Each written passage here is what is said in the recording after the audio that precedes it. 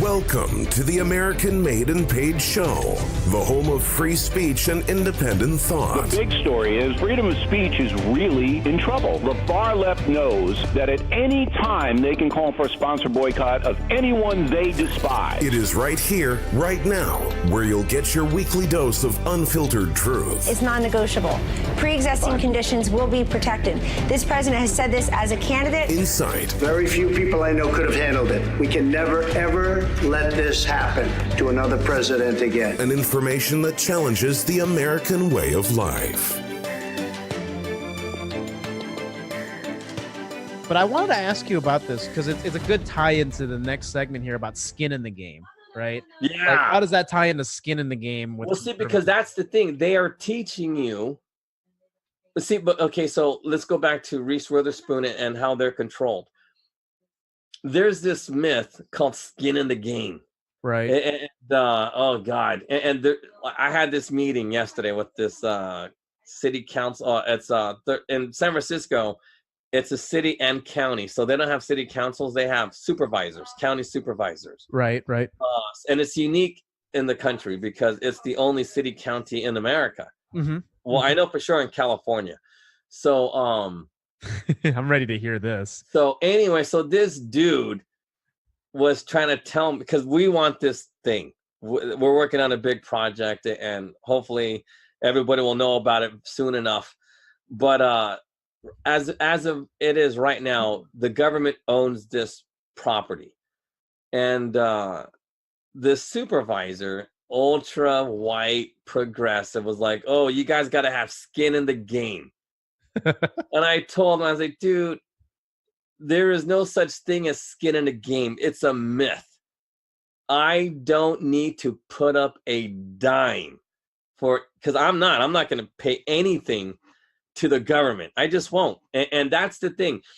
So the left has this thing called skin in the game, which means money. Right. And or something really it's like what Alyssa Milano and Reese Witherspoon is doing. They want to put skin in the game so that way they could become some sort of politician in the future or some kind of, like they want to rise. Yeah, they're like testing their waters. They put their ankles into the water, see if they can kind of. And they want to because they're older. They're like close to 50 now. So That's they true. still want to maintain relevancy and get work. So instead of working like a normal person, they're trying to get skin in the game. So they're trying to build their equity by doing what the puppet masters are telling them to do, which is go ahead and advocate for abortions. So the thing is like this, because they're limited in how to make revenue, they are now spokespersons. They literally make money by advocating for abortions, which gives them skin in the game. Sure. What is skin in the game? Skin in the game is pretty much how the left wants you to believe it. Skin in the game is real hard capital. And so, like, for example, if I own a bar, I won't get any benefits from that bar unless I put money into that bar.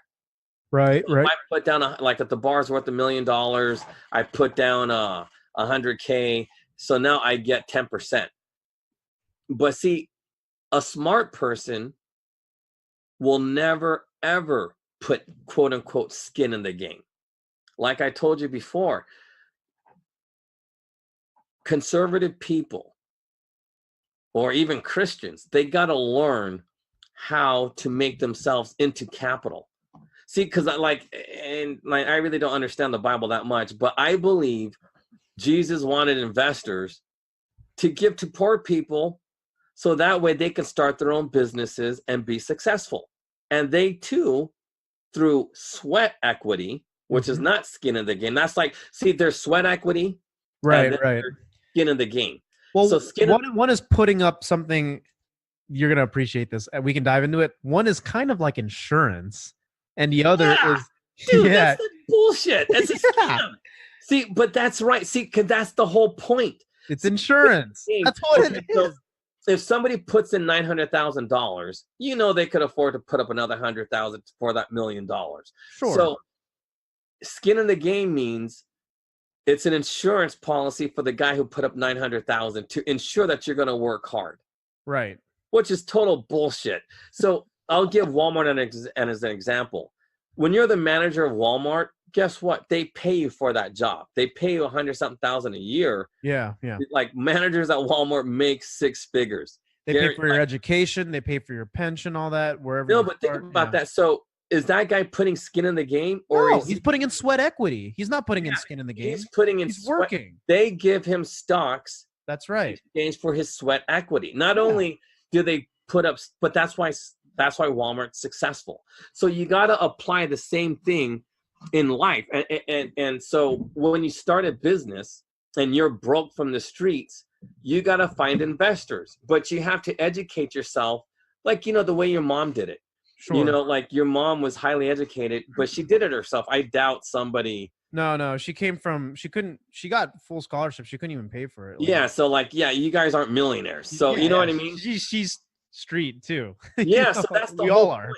So she hustled, and that's the point. So the people of the street have to somehow, some way learn how to become sweat equity. And sweat equitable, as in making yourself the source of capital. Because you have, and that's the thing. It's like, if you believe in that myth, skin in the game, like if you're saving money, you save $100,000 and then get into $1 million business, you're going to fail because you just blew all your money. Because, the whole point of being sweat equity is just like, you got to learn your craft, become a general manager. Right. And then you're managing, and they should pay you appropriately and equitably based on your based on your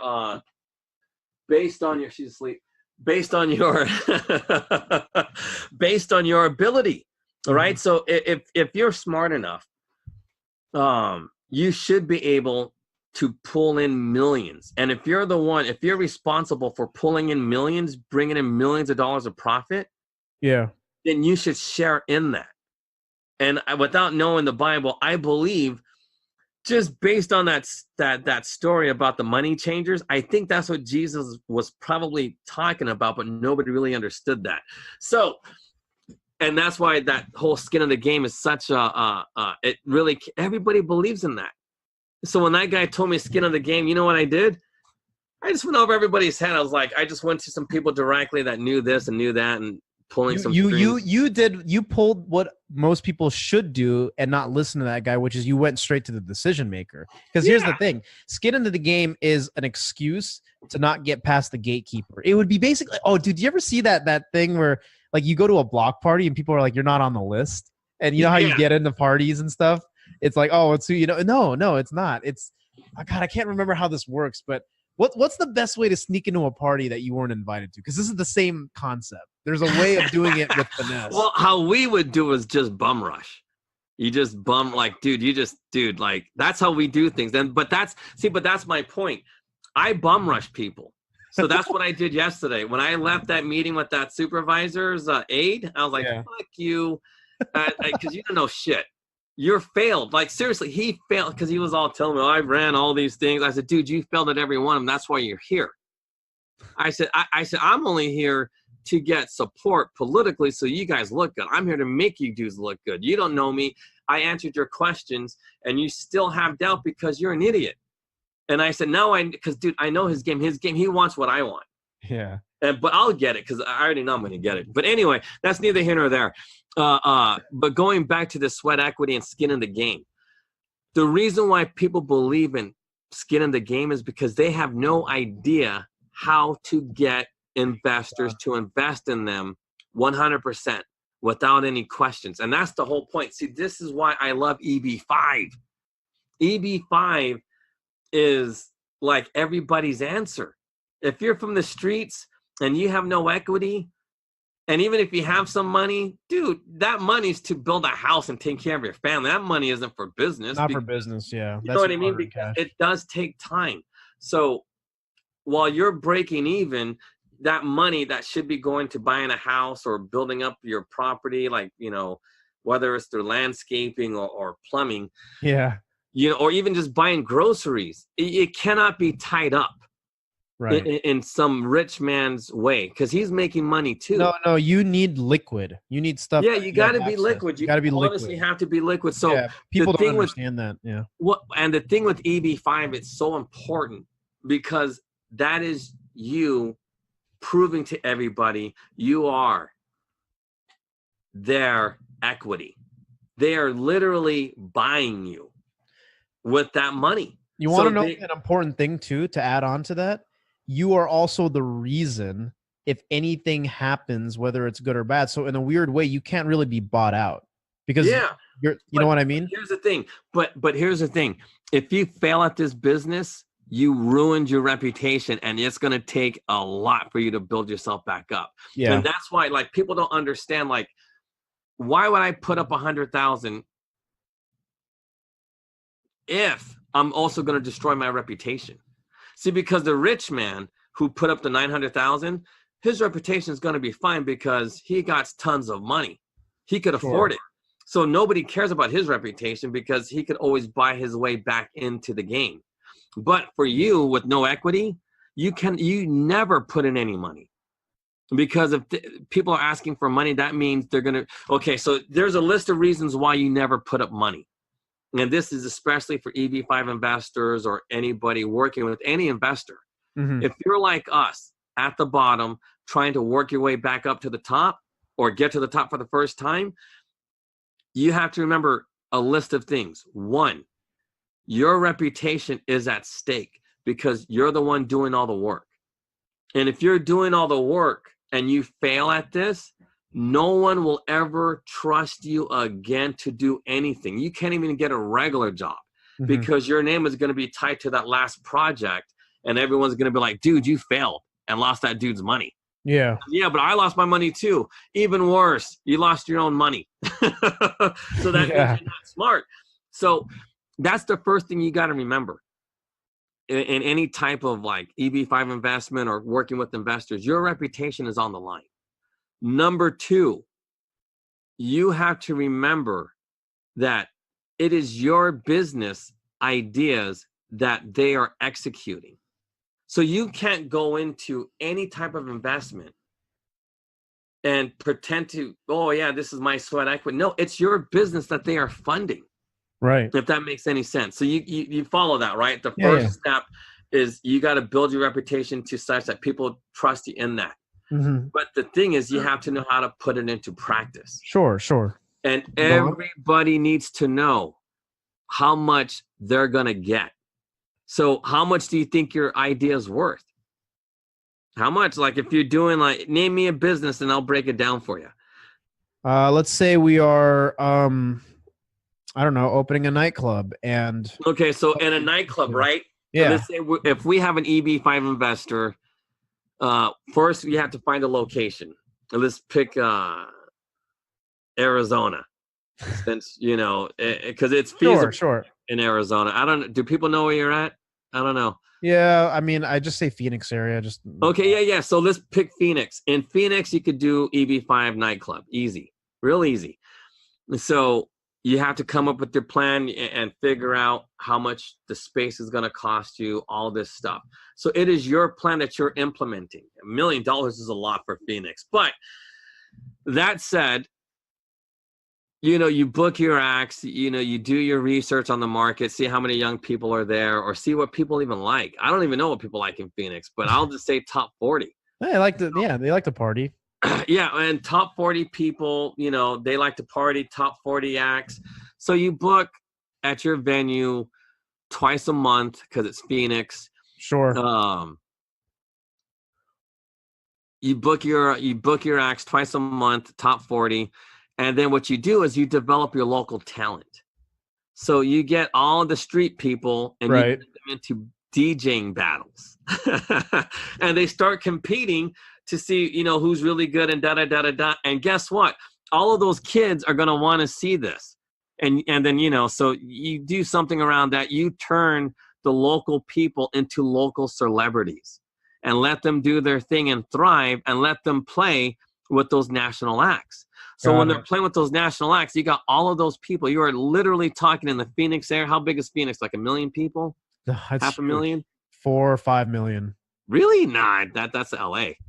No, Phoenix is one of the biggest cities.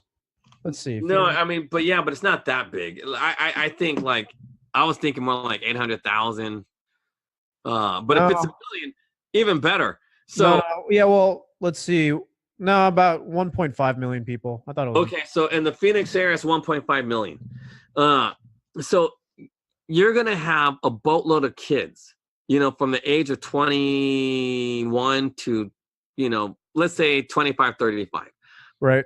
All those kids have disposable incomes. They don't have any money and they don't have anything. So you're going to have to make a lot of those kids, not even a lot, you make 10, 15 of them into local celebrities. Right. They have followings and all this other stuff. So the next step you have to do, if I was doing a nightclub over there, I will make that into a meat market, right? Because Sure. when it's the meat market, you're going to have everybody spending money somehow. And that's your marketing plan. Your marketing plan will be making this place a meat market. And then how do you make it a meat market? Because the local celebrities, who are going to be mostly men, they want to get laid. And as long as they're popular, the women will go. So you got to make a safe, fun place where women want to go see the local celebrities, hang out and be, like the whole Kim Kardashian. I see what you're trying to. You're pushing the angle here. But that's what you do. That's what you do. That's why. Have you ever gone to Vegas and you just have concert promoters that basically suggest?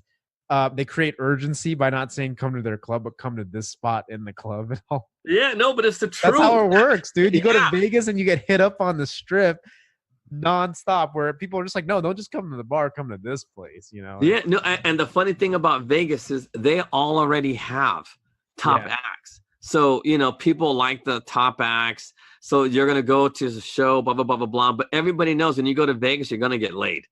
Everybody's there to go get laid. Yeah, it's true. But that's how you make a club successful. As long as everybody knows they're going to get laid or meet somebody to get laid in the future, well, then you're going to be successful and you will always, always make money that way. Because think about it. Liquor, literally, like you can make a Long Island iced tea for 25 cents. You can sell it in Phoenix. You could probably sell it for anywhere between $8 to $10. Yeah, $11. Yeah, so there you go. And it cost me a quarter. So when you're making that type of money, that kind of profit, because these are my ideas, this is coming from my head. So is it fair in your mind that this guy makes all that money? So so in Phoenix with $1.5 million, I would get a club that would be like 1,000 people. Like right. 1,000, it'll fit 1,000 people. So that way, if you fit 1,500, 2,000, you're like, oh, like it's legal capacity 1,000, but you cram in 2. Yeah. So anyway, with that kind of thing, if you're doing this, and you can do this every day, you can party at your venue every day. But of course, the big days are Thursday, Friday, Saturday. But you could do Sundays because, dude, in Phoenix, it's hot. Yeah. So day parties is a real thing. That's right. You could start cookout parties too. Yeah. Yeah, so you know what I mean? So like, and then Mondays, Tuesdays, Wednesdays. So like Monday, Tuesday, and Wednesdays, that's when you develop the local talent. So the money's not as...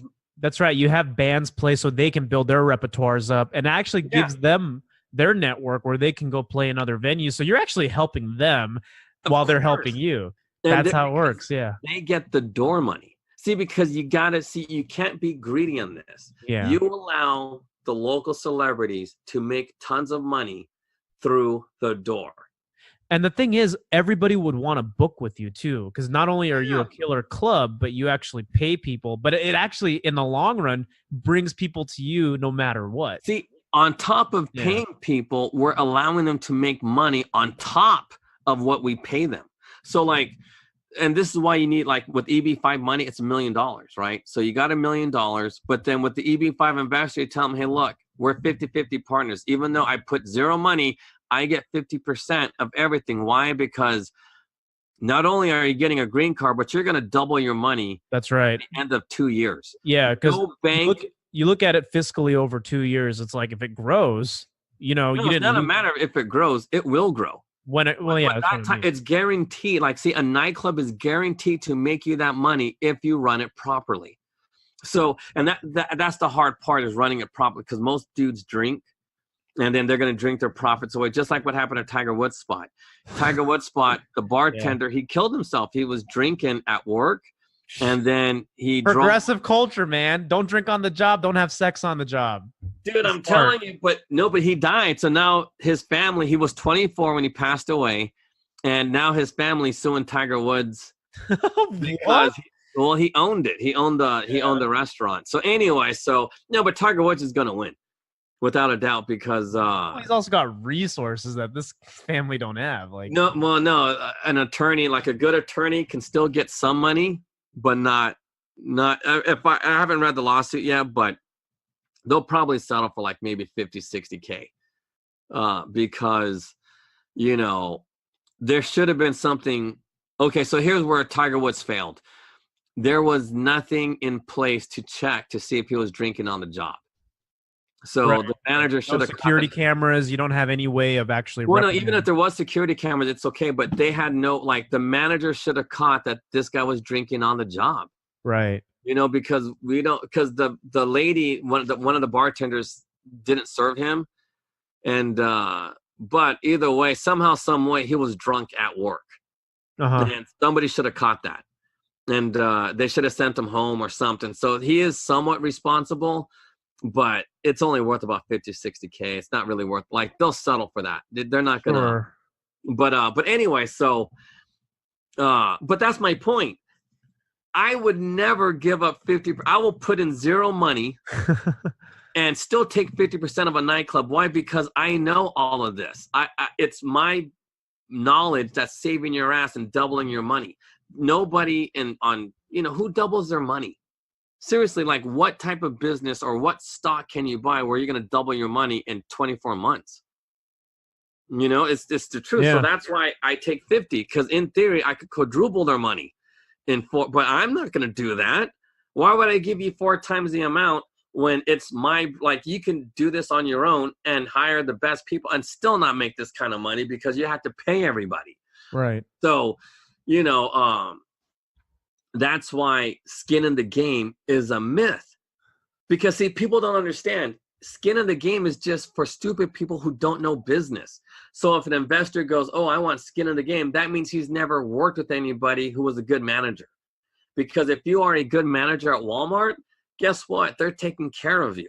They give you bonuses. They give you all kinds of incentives to do well. I think that's why people most of the time don't actually see that through and through. Number one, it's insurance for people who don't really know what they're doing. Have you ever noticed that the only time that ever comes up is when people are wandering into unfamiliar territory and they have no idea what they're doing? So skin in the game is something that they have to put in. But consider this for a second, right? Not from an investor's standpoint, but from an employer's standpoint. So let's go one step further for people, everyday people who are listening to this, who are workers and all that. Think about what your employer has to deal with, right? Say they hire a bunch of people. From that standpoint, they put up with training you, paying you minimum wage for that before you have your starting rate, your training rate, occupational hazard training, first aid training, all that kind of stuff. And the funny thing is, right, this actually ties in really well with people who work entry-level jobs and complain about minimum wage. Because when we talk about skin in the game, right, your employer is actually paying you and is also the collateral when they take you on. And that's why when a lot of young people complain about having an entry-level job at minimum wage, it's like, dude, you just got out of college. You want to make $70K a year and you got a liberal arts degree? Get out of here. But that's the same concept, is they're going into it thinking, well, I have a 4-year degree and I need to be doing this. And the employer, the HR person's looking at it as, I got to train this person. I got to make sure that if I reprimand them, they're going to improve their thing. What is this going to get me in 6 months and 12 months? And it's the same deal. But people don't look at it that way. It's the same people who think about skin in the game and are advocates of that are people who also don't really know how to work. And it's the same people who feel like they're entitled to wages and not actually realize that your employer is putting up with a lot here. I mean, just to get you... Every employee for workers' comp, that's going to cost you $500,000 each. I'm serious. That's the liability on that. I mean, that's insurance, but that's a real thing. Like, if they miss you, right, or if they violate any kind of, equal opportunity law, all that other BS, wage laws or whatever. They don't pay you your minimum rate. Like, the lawsuit that comes, the burden that comes on an employer is huge. Or you don't pay for breaks. Dude, there's a billion. I used to do this. This was my background for 2 years, was just like, you don't realize that it's like, why am I getting paid minimum wage at training? It's like, because you're training. We're actually paying you to learn. We're actually paying you on the job to acquire skills to give you that you're not qualified for. But see, here's the thing that relates back to conservatism and all that with this idea is that entry-level jobs are not meant to be jobs that you stay forever at, just like minimum wage jobs. You can always work your way up. And I think that mindset, because that is a progressive mindset. Let's think about this, because if you truly were a street conservative, dude, you set your own wage, right? I get paid on performance only, commission only, which means if I get the job done, I get paid. If I don't, I don't get paid. This is where it's interesting, is because to tie it back to your example, people who come out of colleges feel the same way. They feel like that gives them a sense of worth, that they should be paid. And that's what we teach people. We teach people that because you got a college degree, you make more money, but it doesn't actually make you any more productive or any more capable. Well, I'll one up it. I'll one up this too, and go with the opposite example. If you are a badass dude or a chick, or whatever, if you're a badass, and you come out and like you come out of college and you have all these brilliant ideas, you could do all these great things. Don't settle for a low wage. Settle for twice the asking. Like if they're only willing to pay 120 or 50K, ask for 100, because you tell them, you present your ideas and say, hey, look, I studied this, I studied that. I could put this into real applications. I could put this clinically down. I can get this done. So let me do that. If I do this, give me this much amount of money. Because here's the problem. I'll use a big bank, like let's say Bank of America, Wells Fargo, or Chase. Right. A lot of people, they do hundreds of millions of dollars. They bring in hundreds of millions of dollars in revenue. And their salary is only like 250, 150, 200,000. That's it. If I'm bringing you 500 million in revenue, you better believe you better pay me at least 10 million. At least 10 million. But, because it's a big bank, they have a lot of overhead. But me bringing you that much, hundreds of millions, and you're only going to pay me a couple of $100,000? Dude, are you guys insane? All of these people working for these big banks, the big banks are big because the people working for these big banks are stupid. Seriously, the only people who make good money are investment bankers, because they get commission. Everybody else that helps the bank makes, for example, in the auto industry, auto financing. That's like billions of dollars every year in auto financing. Yet they don't make the same money investment bankers make, even though the revenue is still there. How is that even possible? Because people have been conditioned to accept things based on language. Because people hear, oh, auto finance. Well, is that really investing? Well, yeah, that's an investment. It's a form of investment that brings the banks billions of dollars every year. But because the word investment isn't in it, they don't think they're entitled to that money. It goes back to the twisting of the language. If you knew what you were worth, you would actually know what it's all about. That's why even it's funny. But think about that. If you individually brought in $500 million that year, because I know people, right? So I know one person in particular who brings in $750 every year to the $750 million. Yeah, all by herself. $750. Yeah. So if this one person brings in all of that money and only gets paid 100-something thousand a year, how depressed do you have to be? Seriously. Yeah. That's part of the death culture, because you've accepted the language that you are not an investment, that you are just financing. That's all you're doing is financing, not investing, but it's an investment. Giving out loans or doing, like when you loan somebody money, that's an investment. It's up to you with that loan amount, how much money you're going to make. It's all investing. That's what loans are. It's just another form of investing. But because they call it a loan and not an investment, then people get confused and they don't expect any money. Well, because it's a loan. Skin in the game. Yeah, it's not my money I'm loaning out. They're the ones taking all the risks. I'm like, yeah, because you guys are idiots and don't understand what sweat equity is. You guys are money. You can go ahead and start your own bank if you really wanted to, with those types of connections and your ability to generate this type of revenue all by yourself. Imagine you managing your own bank. You can do this. You can compete with the big guys. That's why, but you know, there's a lot of loss to stop monopolies, because that's the whole point. I like it when my guys that learn from me go on and try to compete with me. Keeps me on my toes. Right. And that's how it should be. I should have a lot of competition, because then it builds the industry. As long as the industry is growing, like your example for nightclubs in Phoenix, yeah, like I would like the guys to compete with me one day. So therefore, Phoenix is going to be known as, man, that's a party town. Everybody loves Phoenix because now we got like 6 to 10 clubs. People are coming in from Scottsdale. They'll travel to go to Phoenix. And you can do that when everybody understands that they are sweat equity. I'll even invest in my competition, because, you got to, spread it around, and you just can't always bank on yourself. One day you might have an off night, you never know. But that's how real economy works. The whole free markets actually work that way. If you honestly believe that, but that's what you do. And then you could even franchise out and all that. Like, there's so many things you can do, but people really need to realize how to become money-making machines. Mm-hmm. Like if a black chick really, really was smart, instead of getting an abortion, she would honestly turn her vagina into money legally.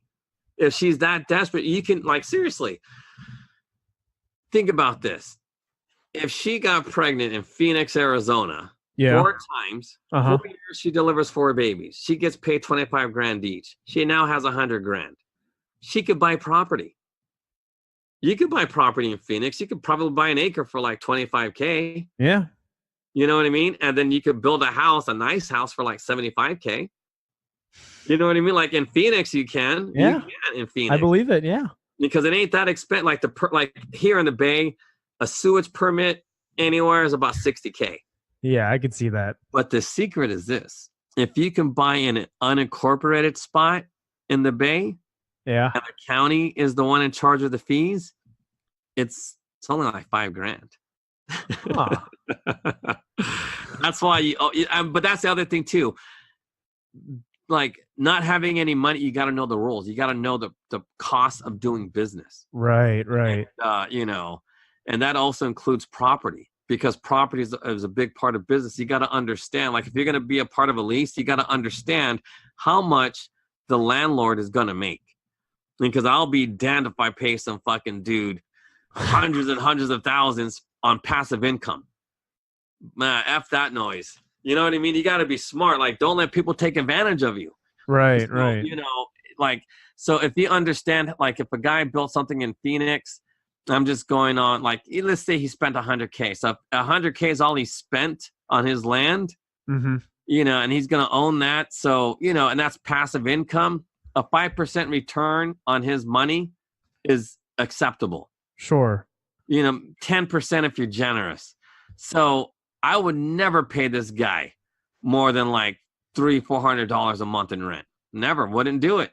Right. He's gonna get his little, no, I take that back. Maybe I'll let him get like 800 or something like that. So that way he's making like $8,000. Well, no, 800 is too much. So like 7 something. So he's making $8,000 a year like clockwork. So he's tripling his taxes. He's not losing anything, and he's still making some money, appropriate to what he spent. Right. And that's what you do. You're there for 10 years, then let some other sucker get in there. You know what I mean? But, you know, whatever. But but those are the things you have to learn to be real effective and how to make yourself equitable.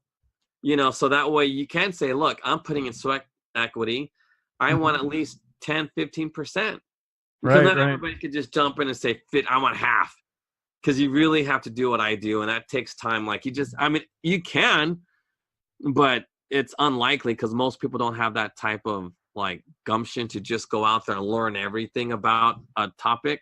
So, but anything that you want, any business, whether it's nightclubs, whether it's, like if you really wanted to open up a group home, let's say like a group home, I would never do it because of liability and got to take care of people too. Yeah. And it's really hard to profit off of people's illnesses. So, but it's the truth. So it's hearing you talk about it is funny. And, but like, like what I believe like, well, just going back to like, cause I don't want to tie it into the Bible, but I'm trying to understand the whole money changer thing and how it really applies to free markets, because I'm telling you, I believe Jesus wanted everybody to be super, super rich because it's the only way to take care of the poor, like not the poor. It's the only way to take care of the people in wheelchairs, you know, like the mentally retarded and the mentally ill who are like schizophrenic. It's the only way. You need to be super rich to get this done. Right. And that's why I know without a doubt, it's like I'm almost tempted to go ahead and cheat and read some of this stuff because I'm telling you, there's a map in there on how to unlock all these riches. You know, I mean, but that's a bad motivation. But that's how I think. I think the Bible is some kind of treasure map. You know? There are some teachings on money and about debts and all that kind of stuff. We talked about that, you know, a fair amount on this show about, you know, being a slave to the lender, and there's all kinds of like interactions and all that. But hold on, but it's more than just the lender. You become a slave to your employer. Yeah. Think about that. If you're only making, because I know this might sound ridiculous to somebody in Germany or Australia, but if you're making $150,000 here, you're broke as fuck. You might as well just get on. I mean, seriously, you can qualify to be on welfare, public assistance, if you have a family, like if you're married, 2 kids, and you only make 150, you can get welfare in San Francisco. Why? Because you're not rich enough. It's that expensive to live here in the Bay. So in here, you are a slave to your employer. That's right. Because you cannot do anything. If they tell you to come in on a Sunday to work, guess what? You're coming in on a Sunday to work because you are dependent on that 150. You have no idea how to generate income. So not only that, but that's what I'm saying. See, someone like me who's evil, I would read the Bible to become super, super rich, because I'm telling you, I would ignore all of the good ethical things that the Bible tries to tell you to do. But that's just how, because like, you know, from the streets, you're hungry all the time. You're always hungry. You got that appetite. Yeah. And you're always hungry. So, and that's probably why, you know, I'm being like, if God exists, I bet you money he punishes me because I'm not ethical. You know what I mean? Because but I believe you're supposed to make tons and tons of money, but somehow, some way, you gotta, but see, that's not me. Like, I can never give my money away, or I just can't be a part of, you know, like, dude, I can never go back and work with, you know, retarded people, or I couldn't do it again. I just couldn't. Right. And you really have to, like, somebody needs to watch it. Like, if you're Bill Gates, you honestly have to watch what's happening at the hospital, because a lot of bad things could happen there, whether they take advantage of the patients, or you know, people stealing, doing drugs, because you have access to a lot of drugs when you're a nurse, and yeah. You know, but it's the truth. I mean, but those are the type of things you have to really be mindful of. Right. But the thing is, yeah, man, that's not my cup of tea. Like, I honestly could not do that. And that's probably why my life has been so up and down, even though I benefited greatly from a lot of, like, and I'll be real specific, all the true Christians who've helped me throughout my life. Yep. Even though I know and I can acknowledge if it wasn't for the Christian people, I'd be somewhere in some kind of street, dude, I'd be all smacked up somewhere if it wasn't for the Christian people that helped me in the past. But even though I know that, I still couldn't do it. I couldn't be helpful. I couldn't. I could not. I'm just not. I'm just not built that way. I couldn't. I couldn't build a house for another guy. I couldn't. You know what I mean? But I could teach them how to become rich or how to become successful. But that's not really helping a retarded guy. And I think that's what Jesus, because I think what we miss as Americans is when we want to help people, we always, we got to help the poor. Fuck the poor. They can help themselves. It's wrong to believe the poor cannot help themselves.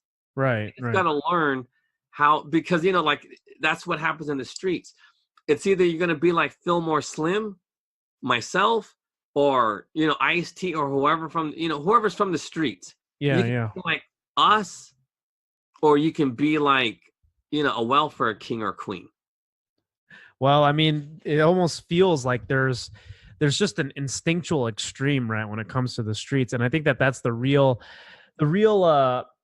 example of the exertion of people's actions and their behavior, because you can't just kind of just be on mid ground. It's like you're either successful or you're not, and I think that's probably one of the big things that separates that from, I guess, people who are at their jobs every day and they just kind of do it. Because here's the thing, right? You're not really qualified anywhere when you're from the streets, especially like you got like no education. It's like, where are you going to go? But then that's what you were talking about earlier in this podcast about learning just how to make money. And here's the difference that I think for a lot of people who are listening to this need to understand. There is a real difference between having a job and knowing how to make money. They're not the same thing. Even though people say, well, I get paid at my job. Right. But you have a job, and because of labor laws, they are legally obligated and are mandated to pay you. But that doesn't mean that you know how to make money. You see what I mean? Like, yeah, exactly. There's something rather. There's a whole interesting transactional nature to making money and knowing how to be of service and value to other people without the confines of sitting at a job. Because here's the thing, I'll be honest, when I was working a 9 to 5, and this is not to shine a bad light on it, but I wasted a lot of time. You know what I mean? It was just my productivity was low, and there was no real incentive to work any harder than I already was because they had to pay me, right? And they couldn't fire me very easily either. So you get a lot of people who are just, unless they're gunning for some kind of top spot, if they're there just because they need a job. No, but everybody's like that, though. Nobody's gunning for anything because they get comfortable. Yeah. And they willingly become slaves. But that's why I kind of want to get into that with the biblical sense, because somehow, some way, I know in my gut, the Bible teaches you how to do free market economies. I guarantee you that. Yeah. Because it's the only way to help the people that, Jesus was talking about, because I don't want to keep harping on retards and crazies, but that's how we are being judged, how we take care of those people. And for some odd reason, the language has been changed that the weakest in our society is no longer the retarded, but just the guy down on his luck.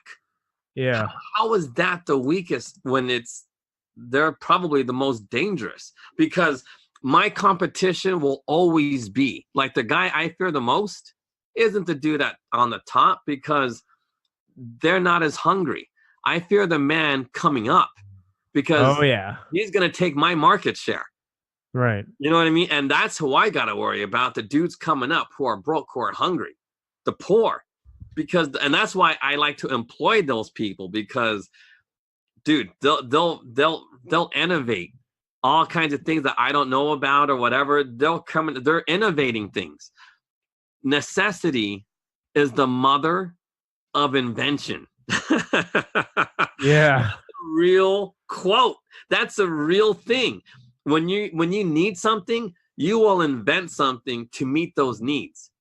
Yeah. But through language, we have accepted to be on welfare. And that's why I honestly believe in reparations. I believe every single Black person who's African-American, not from Nigeria or Somalia or Ethiopia, but African-Americans are owed reparations. Why? Because their capital has been stolen from them. But welfare takes you away from ever, and I mean ever, being competitive, because it teaches you not to be competitive. It teaches you not to need anything. They make you a slave because it's not, it's because this is the thing that people don't get about the Bible.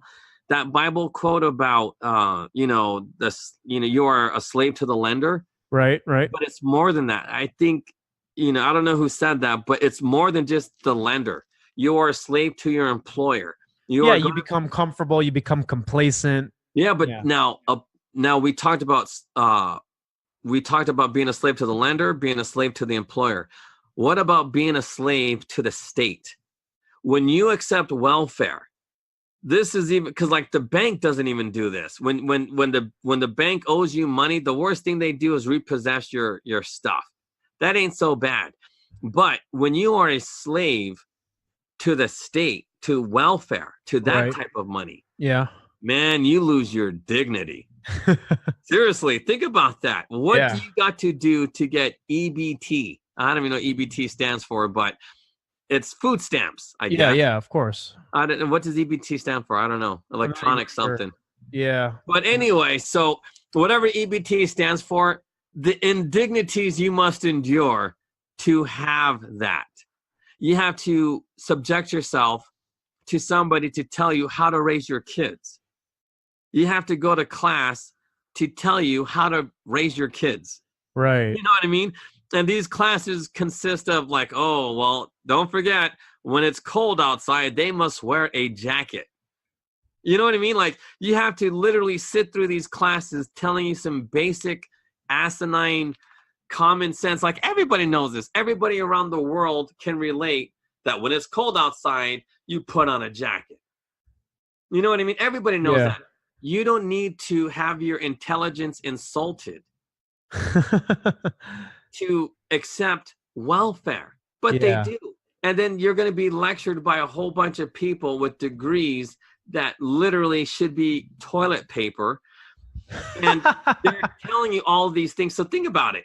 If you got some kid, or not even kid, just a person who's a social worker. Sure. And I know, look, and I get it. Social workers, to me, social workers they're the perfect examples of people who are going to hell because they intend to do well, but they're all going to hell. They're paving that road with their good intentions. So, and I don't know how many social workers are listening, and I'm like, that dude's a dick. But anyway, but it's the truth. They probably don't like you very much, but they pick a field where they're trying to enslave people. They are now the slave masters.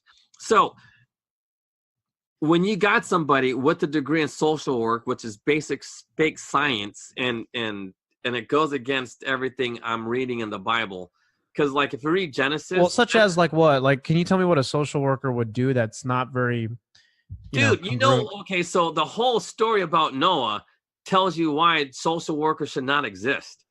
It's literally a story about social workers taking control of the world, because that's what they do. Social workers are the ones who are like Reese Witherspoon or what's that other chick, Alyssa Milano? Yeah. Or nothing but a whole bunch of hot chicks or kind of hot chicks who couldn't make it in Hollywood or whatever, couldn't find a good man.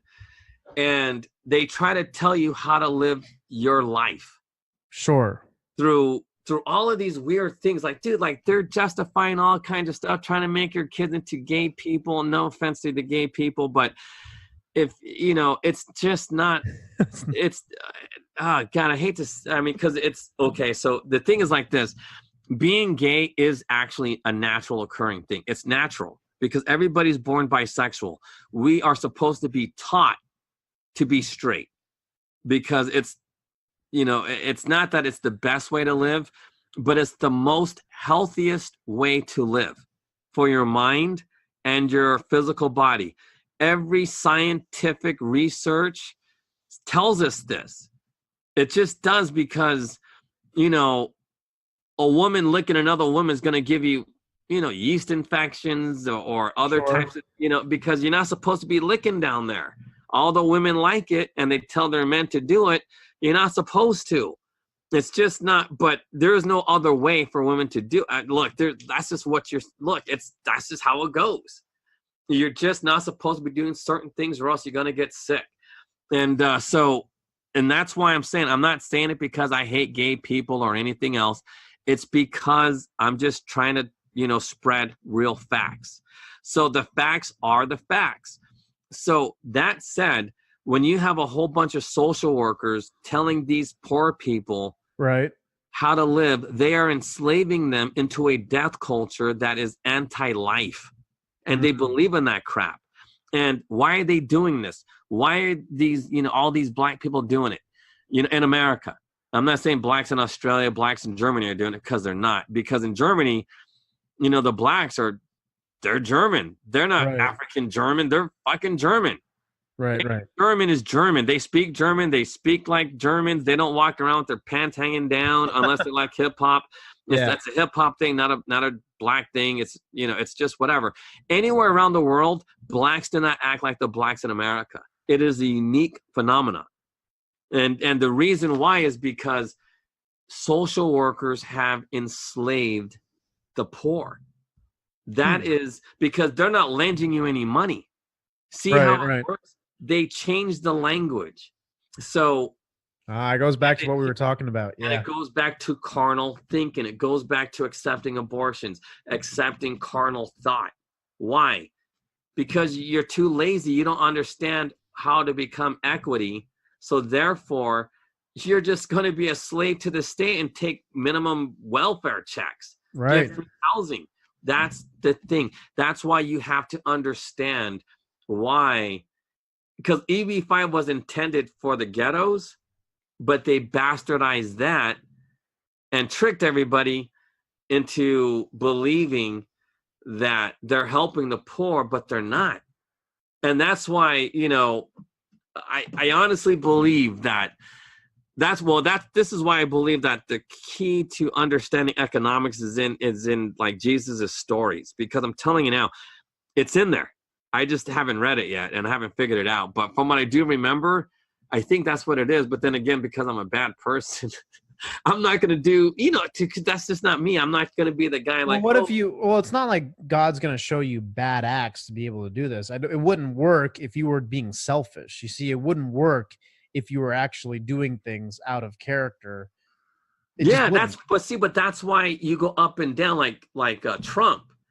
See, I believe, because look, I don't know if Trump's a Christian or if he's a Jew, but the reason why he's the president is because he really wanted to help people. Yeah. And look, he made billions, he lost billions, he made billions again, but this time he made billions with the intent to become the president. And, you know, come on, he's controlling the military, he's controlling what happens in other countries, and he really is doing good. Right. I mean, you know, and the thing is, but you got a guy like Bolton who's trying to influence him to do bad, like in Venezuela. You know what I mean? Like what they're doing in Venezuela, like I said before, like Trump understands business. I bet you if I told him how the United States should put rules on everybody about franchising, if you're a foreign country or a foreign entity from a foreign country, you can only franchise out. You can train those people, and then they have to pay you like 20% franchise fee every year. Yeah. Or 10%. Like McDonald's is only like a 5% fee, you know, because you pay. Like whoever in Venezuela has to pay Coca-Cola $1 million or $500,000, whatever it is, to open up a Coca-Cola franchise in Venezuela. And then on top of that balloon payment, then you pay a franchise fee. Right. And that's how every country should do that. We shouldn't allow companies to be multinational just to take advantage of these companies. So that's why, like, I know this sounds like anti-free market, but the thing is like this. We have to put tariffs. Because why? Because tariffs will stop people exploiting. Well, that's one of the steps you could use from other countries exploiting other people's. A tariff helps deter exploitation of the labor forces. Right. Because an employer is not supposed to enslave the people, but yet somehow they do.